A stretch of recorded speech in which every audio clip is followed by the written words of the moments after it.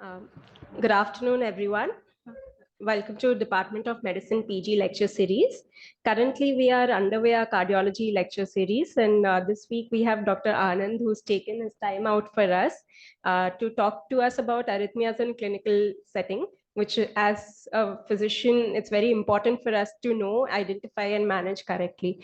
Sir is an associate professor in the Department of Cardiology, and he's had over more than 5 years of experience in cardiac electrophysiology and pacing. So thank you so much, sir, for the time that you are giving to us. And thank you for the lecture.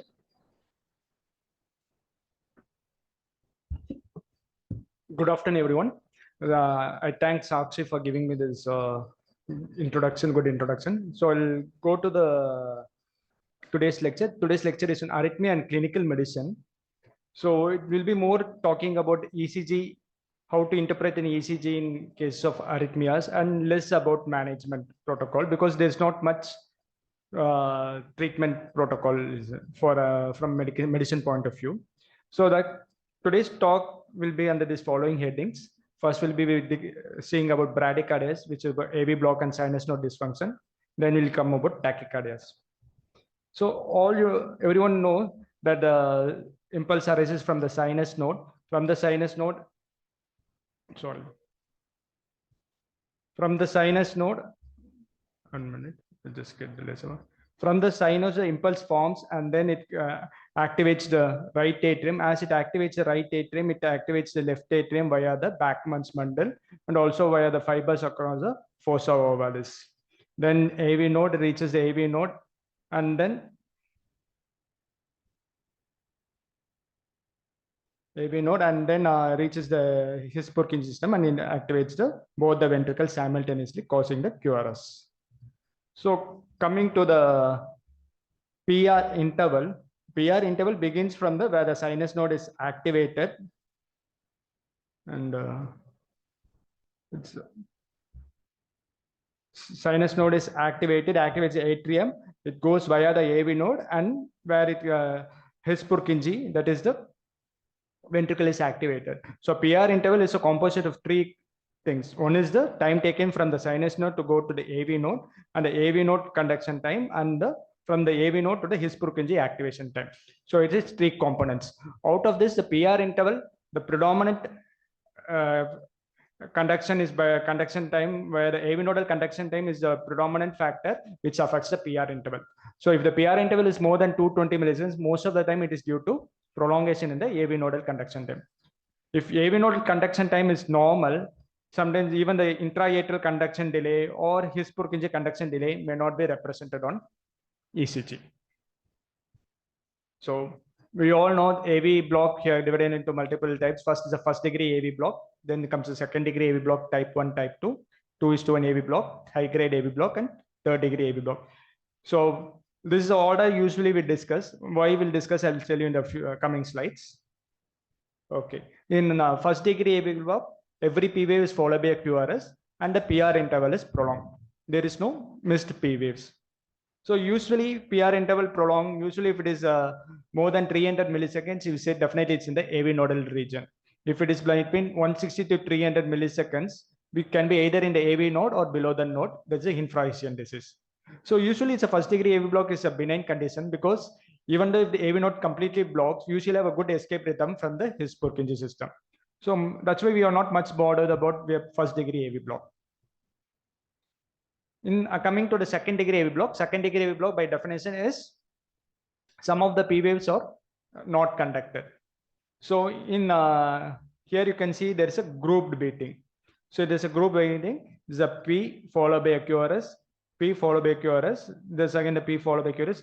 This is followed by QRS. This is blocked, and again it's continuous. So this is like 1, 2, 3, 4, 5. 5 P waves and 4 QRS. Here it is 4:3. Here it is 5:4. You can see that there is a successive prolongation of the PR interval, and the last P wave is blocked, and the PR interval after the block is less than the PR interval before the block. This is a classical Wenckebach phenomenon.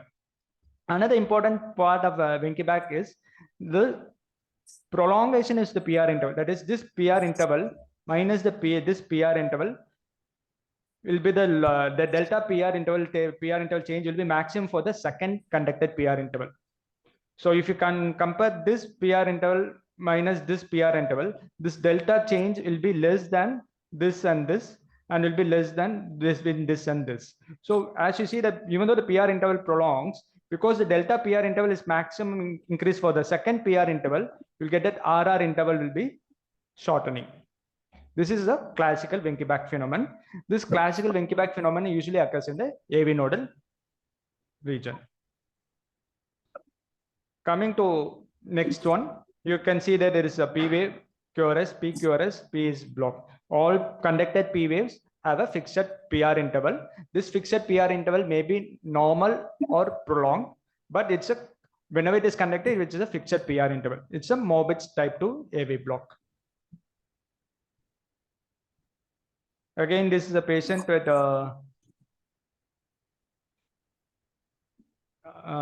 some AV block is here. You can see that for all the conducted beats, the PR interval is fixed, and it's around like 180 milliseconds or so.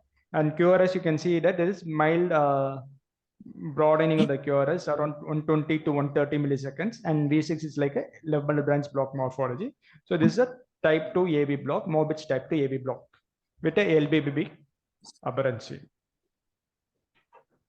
Okay, so here in Morbitz type 2 AV block, it's mostly if it's left bundle branch, here it's LBB block present. So it is already left bundle is blocked, and occasionally right bundle is also getting blocked. That's why you get a non-conducted P wave. So Morbitz type 2 block, usually it's a disease of the infracession conduction system disease. So even if the patient is asymptomatic, we advise a pacemaker.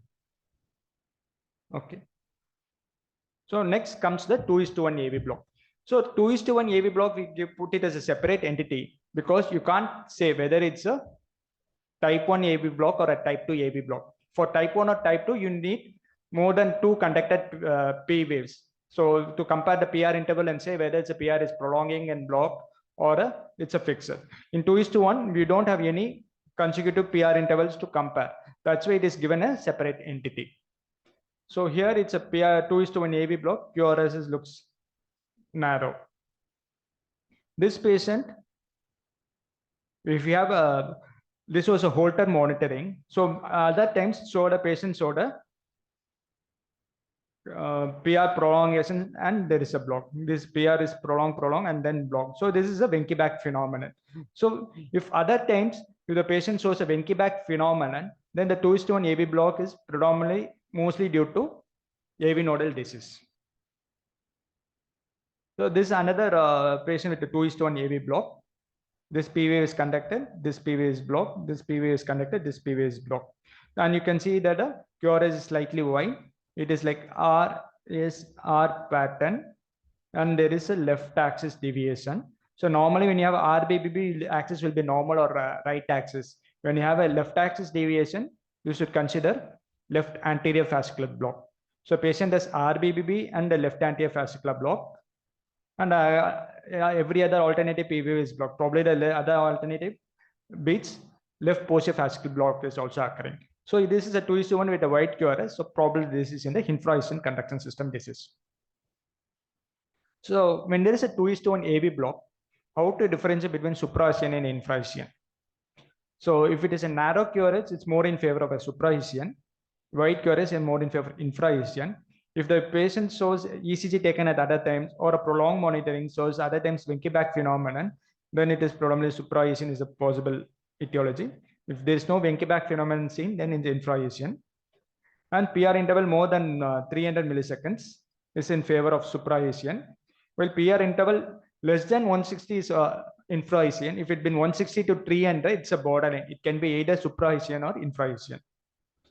Another thing, it improves with exercise and injection atropine, because with exercise there's increased sympathetic stimulation. With sympathetic stimulation, AV nodal conduction will improve. So the 2:1 block will improve to 3:2 or 1, even can become 1:1. On the other hand, infracescient disease worsens with excessive atropine, because here infracescent disease is not as atrial rate increases, the His-Purkinje system is not able to conduct at higher rates. So the AV block will worsen with exercise. On the other hand, it improves lowering the heart rate. Like when you give a vagal maneuver, when the low atrial rate becomes less, it is able to conduct better, a bit of one, probably maybe a 1:1 conduction also. So this is important because patient with a asymptomatic 2:1 AV block, if it is supraECN, we'll just keep on medical management and say that the patient has AV nodal disease. He may require future pacemaker, but at present, since he's asymptomatic, we'll wait and watch. But infraECN disease, even if it's asymptomatic, we'll advise a pacemaker. This is because all these infraECN systems, suddenly if they go for a complete heart block, they can have a ventricular asystole. They can, because the escape is from the below the his Purkinje system, kind of ventricular muscles. They may not have a good escape rhythm, so they can have syncope or even sudden cardiac death. So this is, you can see that the RR interval is fixed. PP interval, if you see, this PP, this is a PP, this is a PP, this P is falling within the QRS, PP, and this. So you can see that PP interval is constant, RR interval is constant, and there is no relationship between the P and the QRS. So, and also other thing is, you can see that this PR interval is prolonged, this PR interval is short, and this P is merging into the QRS. So if this is just opposite of a Wenckebach figure, if the P is marching into the QRS, that is a sign of a complete heart block. So we have seen under the following headings like first degree AV block, when you advise a pacemaker, if the patient is asymptomatic of first degree AV block, pacing is not indicated, and will advise avoiding any rate control medications, beta blockers or calcium channel blockers. Second degree AV block, type 1, usually patient will be asymptomatic, will advise wait and watch approach, conservative management. The patient has exertion symptoms, like even though it's type 1 AV block, it's a disease in the AV node. So in future, this AV nodal disease may progress, so that even during exertion, they may not have a good heart rate response, and they may have mostly of exertion symptoms and fatigue. That time pacing is indicated. Type 2 AV block is usually morbid. Type 2 AV block is due to infraction system disease. So pacing is indicated whether the patient is symptomatic or asymptomatic. So from here, type 2 till third degree AV block, pacing is indicated. High grade AV block is, by definition, is 2 consecutive P waves which are not conducted is called as high grade AV block. So any doubts till now? Okay. So coming to next cause for bradycardia is a sinus node dysfunction. So we can there can be various manifestations of sinus node dysfunction.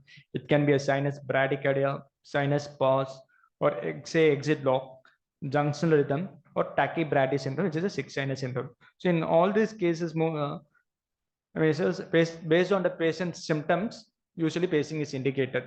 Old age people like 70, 80 years, they may not have any symptoms. Just by on examination, they found a low heart rate. In that case, the patient is well preserved, is able to do all his activities. We can wait and watch. So sinus, this is a sinus bradycardia ECG. Everyone will know it's a rate of around 60 beats per minute. Okay. So this is a patient who had a multiple episodes of syncope, and this was taken during a Holter done outside. You can see that there's a sinus rhythm going on, PQRS, and suddenly there is a pause of about nearly 4 seconds, and there is a junction escape beat. So this is one of the sinus pause is one of the manifestation of sinus node dysfunction. If you see what is the cause for this sinus pause, this is a PQRS. Then when you compare, see this ST segment. When you compare with this ST segment, there is a P wave falling within this ST segment, and it is coming before the expected next P wave. The P wave probably we have expected here, but it has come earlier. So, and its morphology is slightly different from the sinus P wave. So actually it is an ectopic P wave which has come and it has gone, and this ectopic P wave has gone and recent into the sinus node. The sinus node is diseased, so that when this ectopic P wave has gone into the sinus, it reaches the sinus node, it takes more time to recover and cause the next depolarization. That's why it causes a sinus pause. Okay. So this is a complicated SA exit block. I will not go into the ECG findings of this. So what is SA exit block is the sinus node is normally functioning, but from the sinus node it does not enter into the atrium. There is fibrosis around the sinus node, so that it takes in time to exit, or it may not exit at all. So just like AV nodal blockage, we have these various types of SA exit block. In a first degree SA exit block, the sinus node fires, but it takes more time to come out of the sinus node and depolarize the atrium. In second degree SA block, like type 1, type 2, just like same thing. Type 1 takes every subsequent sinus node firing takes more time to come out, and one PV gets blocked. I mean, one sinus node firing does not come out. In type 2, comes out with a fixed interval, but suddenly one PV is blocked. Then is the 2:1 third degree SA block. Third degree means its sinus node fires but does not completely come out. So there is no evidence of sinus activity on ECG. So normally we'll just take this as a sinus node activity, and after it exits out of the sinus into the atrium, and when the atrium is activated, you get the P wave depolarization. So this is a normal conduct. In the case of first degree AV block, the sinus node fires here, but it takes more time to come out of the sinus node and activate the P wave, cause the P wave. So if you see on the ECG, there is no marker for sinus node firing or activity. So from based on ECG, we can't say whether it's a first degree AV block or not. Okay. And here it's a type 2. Type 2 is sinus node fires. Actually, they're given at the fires, it exits, but occasionally the firing, it does not exit. So it is like one block way. Here it is given like 2 block P waves. So clinically, it is not much important to know what is the type of the block. If the patient has symptoms, mostly they will have symptoms like postural symptoms, like when they postural giddiness or exertional fatigue, exertional tiredness. That's most of them will have these symptoms. This is because sinus node dysfunction patients do not have a good chronotropic response to exertion. So because the heart rate does not improve, usually they have exertional symptoms. And also during postural, because of the postural hypotension, their heart rate should increase. That will not occur in these people. So they have the symptoms of postural giddiness and exertional symptoms. Okay. So what I said, first degree AV block and third degree AV block, it cannot be different, cannot be made out on diagnosis, cannot be made on ECG, because in first degree AV block, we don't have any finding of a P wave firing. It just, we see the P wave, every P wave is conducted and it occurs at the same constant interval. In third degree AV block, there is no P waves at all, and you will have a junctional rhythm. Because the next escape focus is usually the junctional. That's why in third degree, sorry, not this AV block, this SA blocks. So third degree SA block, you will have the junctional rhythm. So this is a patient here, the palpitations and syncope, like came with exertional palpitations and not exertional, proximal palpitations and syncope. And this was a Holter tracing. You can see that there is a heart rate is going at around 160 to 170 beats per minute, and suddenly it stops. And there is a pause for about 2.5 to 3 seconds, and then the sinus rhythm picks up. So here this is probably atrial tachycardia going on. Atrial tachycardia going on, and when it terminates, the sinus node doesn't take over its activity. There is some sinus pause, and then slowly the sinus node picks up. So this is a case of tachycardia going on. When the tachycardia terminates, there is a bradycardia. So this is a patient with a tachybrady syndrome, which is a sick sinus syndrome. So these patients again will advise pacemaker to take care of this bradycardia. After pacing, we'll advise will start on beta blockers or other rate control medications to control this tachycardia. So now we'll come to the tachycardia.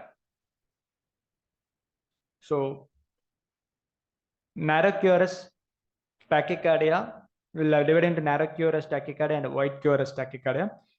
Definition, we'll see what are the various types of SVT and what is how will you do an approach to an ECG with SVT and ECG tracings and algorithms.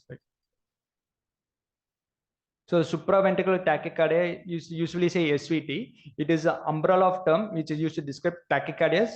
Tachycardia, you know, the rate is more than 100 beats per minute. And usually supraventricular tachycardia usually have a narrow complex tachycardias. So all narrow complex tachycardia is SVT, but the reverse is not. That means all SVTs are not narrow QRS. If the SVT with a bundle branch aberrancy, you have a white QRS tachycardia. So all narrow complex tachycardia are SVTs. So coming to the way you want to define SVT, we can say like we are divided into three types. Like when the mechanism of the tachycardia or the origin of the tachycardia is above the AV node. Some like AV node is not a part of the circuit. It can be atrial tachycardia, atrial flutter, atrial fibrillation, or sinus tachycardia, inner sinus tachycardia, or SNRT, where the circuit is above the AV node in the atrium, where AV node is not a part of the circuit. Okay, that on one type you can say. Then which involving the AV node. Circuits involve the AV node or the AV NRT and the junctional tachycardia. Junctional tachycardia is any tachycardia arising in the junctional region, which is from the AV node to the His bundle region. Third one is where ventricle is also part of the circuit. Even that's why SVT is a misnomer. We call it as a supraventricular tachycardia, but in AVRT, that is atrial with part accessory pathway related tachycardias, ventricle is also a part of that circuit. I'll just come into the following slides. So here, this is the first step where AV node is not part of the circuit. The tachycardia is arising somewhere above the AV node. Like it can be a sinus node tachycardia, inappropriate, or a SNRT, or some atrial flutters, or AT going on. And the AV node and the His-Purkinje and the QRS ventricles are passively activated. So here, treatment is for controlling the rate, you can start on beta blockers, calcium channel blockers. And if you want to control the rhythm, you can start on anti-arrhythmic drugs, mainly class 1 or class 3 drugs. Second is where AV node is an important part of the circuit. It can be like the AV NRT, where one goes by the slow path and then comes by the fast pathway. Or it can be a junctional tachycardia. Junctional tachycardia is any region from the AV node till the His bundle. Or it's called a junctional tachycardias. So junctional tachycardia usually we don't find in adults. Usually it is a pediatric age group. In the post cardiac surgery settings, usually say the junctional tachycardias. Okay. Next, third one is where the ventricle is also part of the circuit, where there's an accessory pathway between the atrium and the ventricle. It can be either on the right side or the left side. You can have a narrow QRS tachycardia, which is called as autodromic AVRT. Here the circuit is from atrium, it goes to the ventricles via the AV node His-Purkinje system. Here on the right side of the diagram, there is a left lateral pathway. From the His-Purkinje system, the ventricles are activated. From the ventricle, from the muscle to muscle, it goes to the left lateral part of the ventricle, and where the pathway is there. And from ventricle goes to the atrium, and it via the atrium, it again comes back to the right atrium, and then the AV node is. So this is the circuit. Since AV node is active from atrium to ventricle,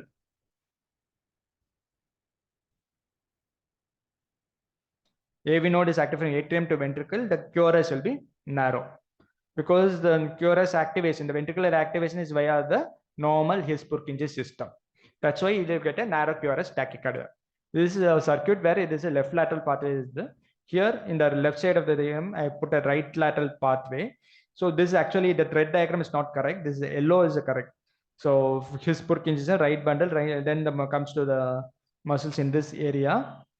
And then the right laterally, it goes to the atrium, and this is the circuit. So here, in order to terminate the tachycardia, you can either block the AV node or block the pathway.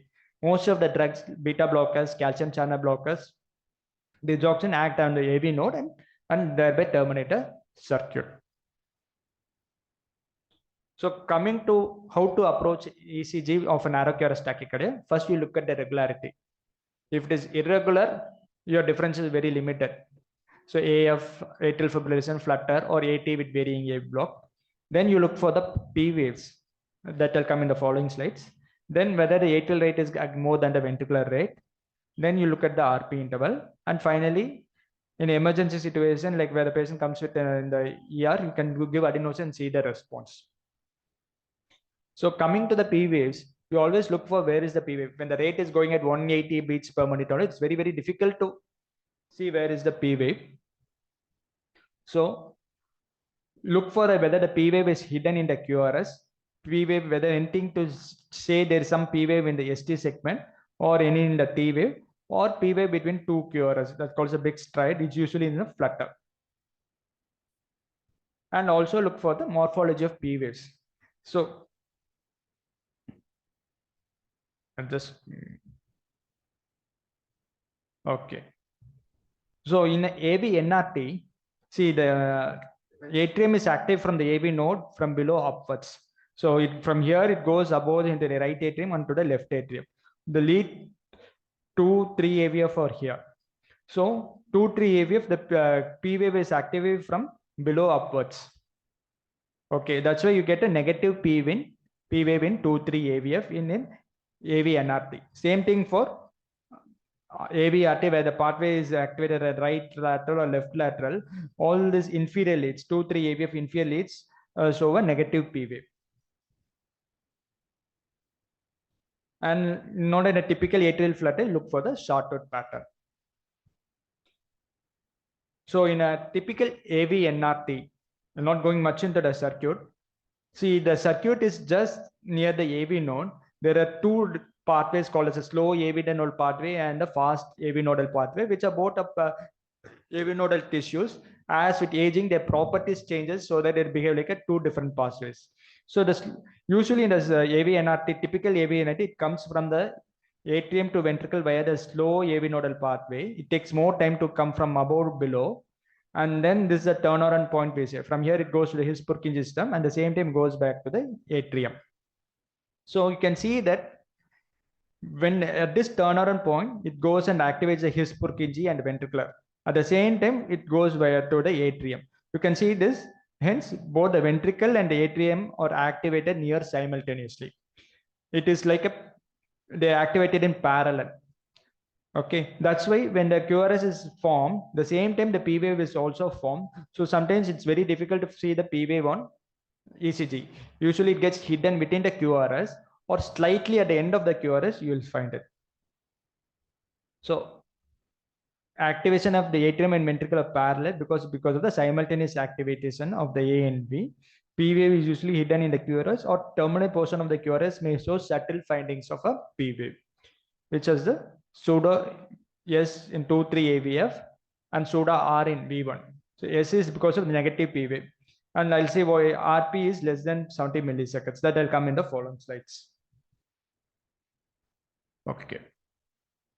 And autotromic AVRT, that is a classical AVRT, which is a narrow QRS tachycardia from atrium to ventricle via the AV node, his bundle, and from the ventricle to the atrium via pathway. So again, you'll get a narrow QRS tachycardia. In AV NRT, both the A and B are activated simultaneously. Here it is not so. First, the ventricle is activated, and then after ventricle is activated, it goes to the atrium via the pathway. Usually, the pathway conduction is very brisk when compared to AV node conduction. So like if the tachycardia is going at 180 beats per minute, so like take it like 200 beats per minute, its tachycardia will be 300 milliseconds. So majority of the cycle is due to the prolongation cycle length is due to the conduction via the AV node. This conduction is very brisk. So it will be less than 20% of the time only. Okay. So because here V is activated followed by the A, usually the RP interval will be more than 70 milliseconds. Okay, what is RP interval? Normally we say in sinus rhythm PR interval. During the tachycardia, we'll just say in the RP interval. It is more in interest for the EP people to know what is the exact mechanism. So sinus rhythm, you'll say P to R. This is just opposite from the R to the P interval. So what is this RP interval? You compare with the RR interval. If RP interval is less than 50% of the RR interval, then when this is the RR interval, the RP interval falls within 50%. That we call it a short RP tachycardia. If the RP interval is more than 50%, we call it as long RP tachycardia. This is because this helps in knowing what is a possible etiology for the SVT mechanism, SVT, whether it's AV, not AV, or other things like. See, in short RP, where the R to P is short when compared to the P to R. That means P to R is the AV nodal conduction time takes more longer, while conduction from the V to A is short. So this will be occurring in typical AV anarchy, and normal orthodromic AVH is typical, or in any atrial tachycardia where there is a prolonged PR interval due to conduction by a slow AV nodal conduction. In a long RP tachycardia, this is R followed by P, which the RP is more than 50% of the RR interval. It's most common in atrial tachycardia, and other variants are rarely get in atypical AV and other PGRP. Okay, coming to the next one. What is the response to adenosine? So that is important because when we give adenosine, we always ask for a rhythm strip to know what is happening to the tachycardia. So you either terminate the tachycardia or the tachycardia does not terminate. But even if it does not terminate, during adenosine, we'll like to know what happens. If terminates, adenosine dependent is AV nodal dependent tachycardias like AV NRT and AV RT, or adenosine sensitive atrial tachycardias, or the possibility. If there is a transient slowing of the ventricular rate due to AV block with continuation of SVT, what I mean is, during adenosine, the ventricular rate comes down, slows down, and again, once the adenosine effect washes away, it again increases to the same rate. Then AV node is not a part of the circuit, and usually it is 80 or atrial, anything above the AV node, atrial flutter, AT or atrial fibrillation is more common. Okay. So just we'll see this ECG. So is it regular or irregular? Regular. So regular narrow complex tachycardia. Okay. And do you see any P waves? It's not very clear. When the rate is very high, it's very difficult for you to see whether the P waves or not. But I will say there is something like a P wave falling here. It can be due to tachycardia related ST segment depression also. So it's a regular narrow QRS tachycardia. We can't clearly comment on the RP. Maybe this is a P wave falling in the ST segment. Let's see. So this after termination of adenosine, this was the ECG of this patient. So if you compare the ECGs, you can see, you just check this V1, V2, you see you have a tall R in V1, something like a delta wave. If you see in during the tachycardia, that R in V1 is not there. So this is actually a delta wave, which is a left lateral pathway. So what happens is,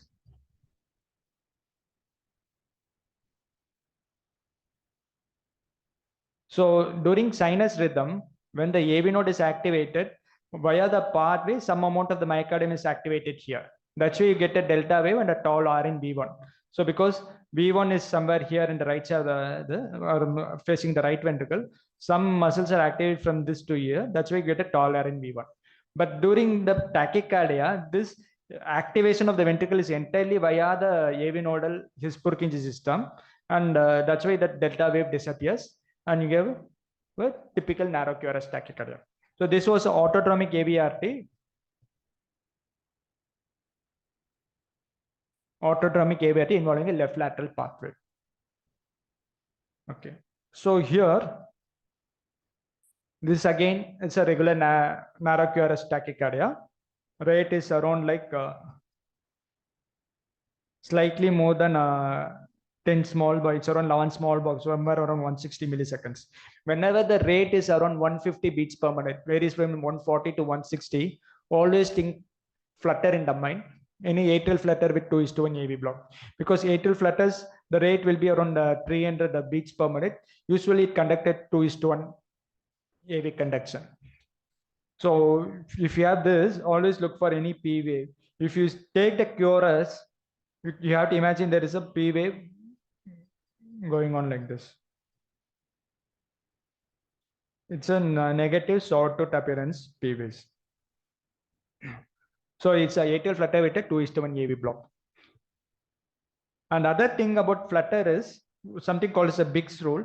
Sometimes you not have this classical sawtooth pattern or undulating pattern. You may have a straight line and occasionally on P wave like this. If there's a P wave between two QRS, always think about flutter in mind, and you can give adenos and see how is it like. Okay. Another important thing about Flutter is its rate control is very difficult with Flutter because it's a very organized activity going in the atrium. It always goes at around 300 beats per minute. When you give AV nodal blocking agents, usually it conducts 2:1. So very rate control is very, very difficult with atrial flutter. While in atrial fibrillation is very chaotic activity. Because of chaotic activity itself, they bombard and the AV node at different points at time and they find it refractory. And we give beta blockers and other drugs. It makes the AV node more refractory. So that rate control is better with atrial fibrillation, which is very difficult with flutter. Okay. So this again and narrow QRS tachycardia, it's regular. You can't clearly see a P wave, but if you see V1, there is something like a terminal R in V1. Usually people say this is a typical of an AVNRT. So always after giving adenosine, you just compare the tachycardia ECG and with the sinus rhythm ECG. So regular P waves, it's not clearly seen. There is subtle sign, there is something like pointing upwards in the terminal portion of the QRS in lead 2 and V1. Always for P waves, always lead to 1 V1. These are the two leads which give more information about the P waves. If you take this is a P wave, then it's a short RP tachycardia. So after termination, during sinusation, this is not seen, it's a sinus tachycardia. So this is another tachycardia. The P wave is probably the P wave falling between the two RR intervals. So it's probably a mid RP to long RP tachycardia. It's regular. So here it's again a regular tachycardia, but you see that the P wave is clearly seen in V1, while other leads you can't clearly see the P wave. So in V1 it is a short RP tachycardia. So what you'll think of atrial tachycardia, probably with a 1:1 atrial tachycardia with a rate of about 180 to 190 beats per minute.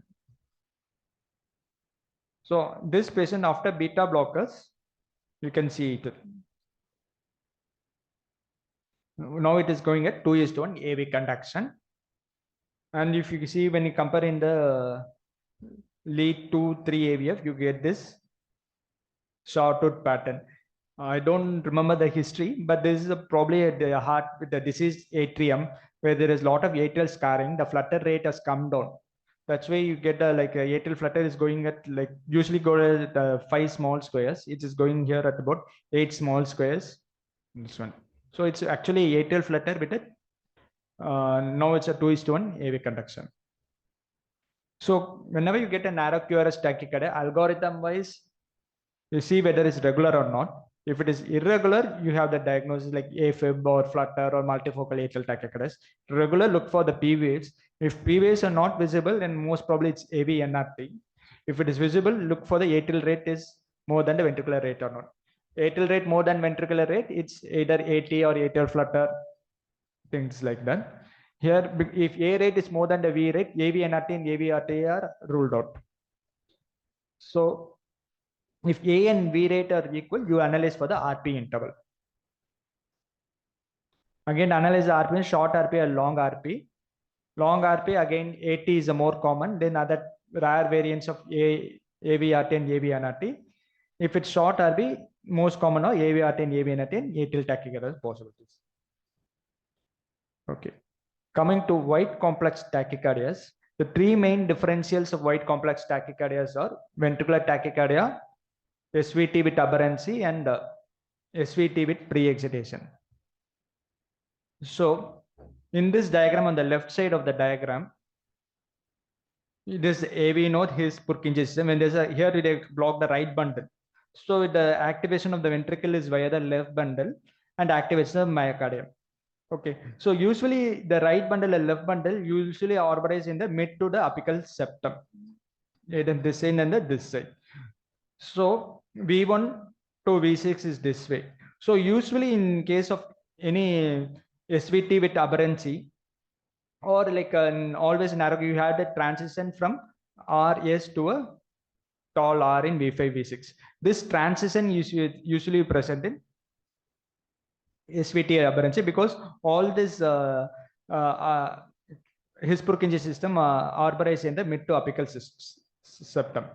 Okay, so and also because of the his Purkinje activation, lot of the muscles are activated near simultaneously if the weight is conducted via the his Purkinje system. So initial portion of the QRS will be narrow in case of a SVT with aberrancy. And SVT aberrancy, you will have a typical, if it's RBB, you will have typical RBB on ECG or typical LBB on ECG.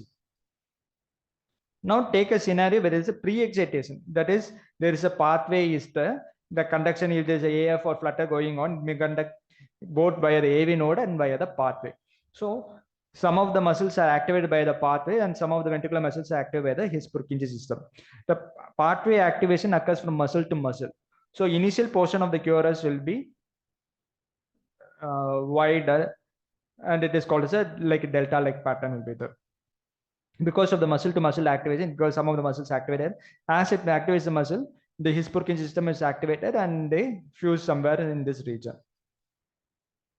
In a case of a VT, usually it's a myocardial VT. So the VT occurs somewhere in the myocardium. So it first the activation will be from muscle to muscle, and from the muscle to muscle it goes into the involves a conduction system. And then conduction system activates the other part of the ventricle. So again, because of initial is activation muscle to muscle, you have a wide initial activation pattern. Okay, so in SVT aberrancy, the initial portion will be short and usually have a typical RBB or LBB on ECG. While here initial portion will be delta, and here also initial portion will have a delta. So SVT present VT will be sometimes difficult to differentiate. Other thing is, so in pathways that they will activation occurs from the base of the heart. This is called a base, the tricuspid annulus and the mitral annulus are the base of the heart. So in V1 to V6, V1 will be current will be going towards it, towards V1 to V6. So you have a positive or in from V1 to V6, which is called as a positive concordance. So in SVT pre-excitation pathway, you can have a positive concordance. Same time with the VT arising from this region, usually also have the same. So sometimes it may be difficult to differentiate. However, VT arising from the apex and all, the V1 to V6 will be completely negative because it is going away from the V1 to V6. Current is going away from V1 to V6. So usually you have a negative in the V1 to V6. So that is, if it's completely negative concordance, it's a VT. Positive concordance, most probably VT. Very rarely it can be this pathway also. So there are various criteria, algorithms are there. I'm not going all through this. Most important things are just you look ECG, you look at these features whether they are not present or not. Okay. First is AV dissociation. AV dissociation means the tachycardia is going on in the ventricle, and this is different from the sinus P wave. So sometimes you can see during the ventricular tachycardia, P wave can be clearly seen out of the so the rate VT is going at 150 beats per minute, and there's a sinus rhythm going at 100 beats per minute. So you can see that you can see on ECG sometimes the P waves can be seen at 100 beats per minute. You can map out the P waves, or sometimes the P wave can go into the AV node and his Purkinje, and it can depolarize the QRS from the P wave for 1 beat or so. That is called as fusion beats. Fusion beats means capturing from both the AV node his Purkinje system and via the VT. Capture beat means it's completely via the his Purkinje system. So there's a broad QRS tachycardia going on with RBBB morphology with the left axis on the AVR is positive. So whenever AVR is positive, it's unlikely to be SVT aberrancy. It's most probably it's a VT. And if you see here, one QRS is very narrower. It looks like a sinus rhythm QRS. This is because this QRS was depolarized by the sinus P wave. And for this beat, there was no contribution, or very minimal contribution by the ventricular tachycardia beat. So most probably it looks like a capture beat. presence of capture bit or fusion bits or favor of 100% specific for BT. Now, second thing is morphology. So you see RBB or LBB morphology based on V1. If it is R prominent R in V1, it is called as RBB morphology. If it's predominantly negative in V1, we call it as LBB morphology. So based on the morphology, if it is classical of RBB or LBB, like typical, then we'll call it SVT aberrancy. If there is any discrepancy, it will be more in favor of VT. So like if it is like a single R in V1, or you have a QR in V1, or usually in typical RBB, the initial R will be smaller than the second R. If it's just the opposite, this like first R is more than the second R, it's all in favor of VT. In LBB, it will be like usually you had a typical QS pattern in V1 or a small R and V1, small RS like. But if it's like the initial R is very broad, or there's time taken from R to S is takes long time, or bizarre QRS like thing, all like not a typical features of LBB, then it's more in favor of a VT. Then duration. As the duration increases, it's unlikely to be SVT with aberrancy. It's more in favor of a VT. More than 160 milliseconds, it's more in favor of VT. This is the one I told you. If it is a precordial leads, if we want to V6 so completely positive, most probably it is called as a positive concordance. It's most possibly VT. Very rarely it can be accessory pathway mediated conduction, or rarely can be sometimes because of chest wall deformity where the chest heart is pushed. Then you can have this. If it is negative concordance, it is 100% specific for VT. And axis. Whenever the axis is northwest axis, it's unlikely to be SVT. It's more favor of VT. If the patient has RBB morphology, usually in RBB we look for right axis deviation or normal axis. If it's a left axis deviation, it's more in favor of VT. In LBBB, if it's like a normal or right axis, it's more in favor of a VT. This is all in favor of VTs. So something called as a ventricular activation velocity. It is nothing but in aberrancy, because of the His-Purkinje activation, the initial QRS is sharp, while here because it's muscle to muscle activation, the initial QRS is broad. So that's why it is called the various criteria have come up with showing that the initial is wide, or initial from the beginning to the slope of this is wide, all is in favor of a BT. And if there is a baseline ECG to compare with, if it's a grossly abnormal, it's more in favor of a BT.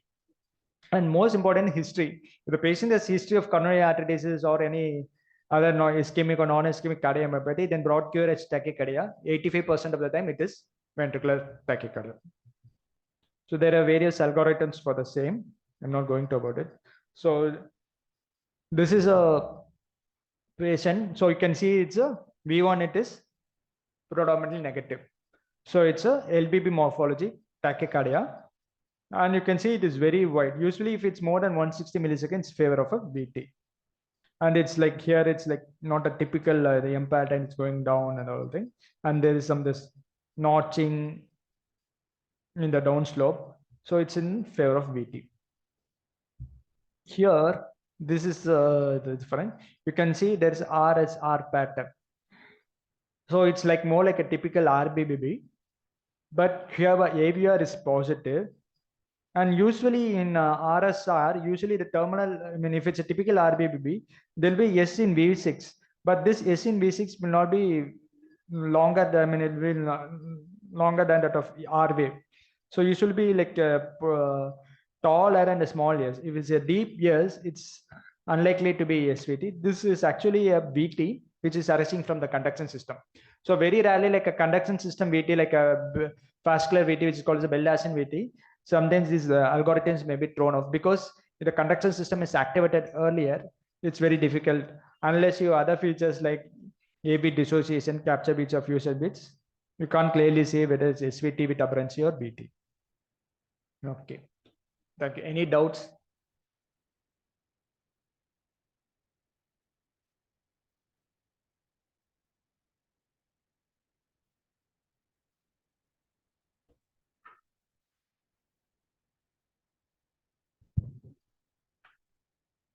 Thank you, Dr. Anand, for that lecture. Anyone in the audience has any doubts?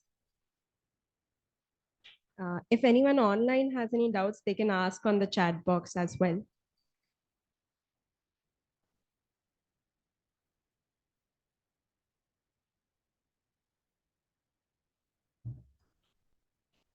If there are no questions, we'll close. Thank you so much, sir. Thank you. Thank you, everyone, for joining.